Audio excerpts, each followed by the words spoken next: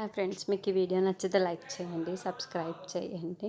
చామత్తి శ్యామల ఇద్దరు బ్యాగులు సర్దుకొని ఇంటి నుండి వెళ్ళిపోవడానికి రెడీ అయిపోయి ఉంటారు. అలా అర్ధరాత్రి అందరు నిద్రపోతున్నారు.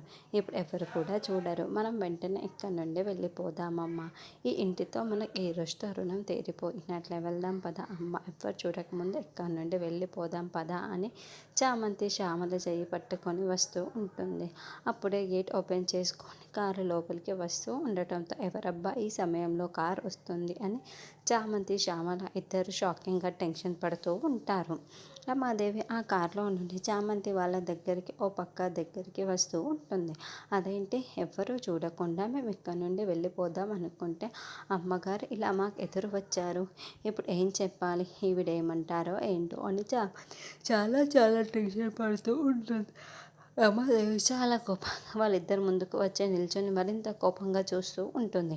మరి ఇప్పుడు చామంతి ఏం చెబుతుంది, రమాదేవి వాళ్ళని వెళ్ళనిస్తుందా లేదా అని నెక్స్ట్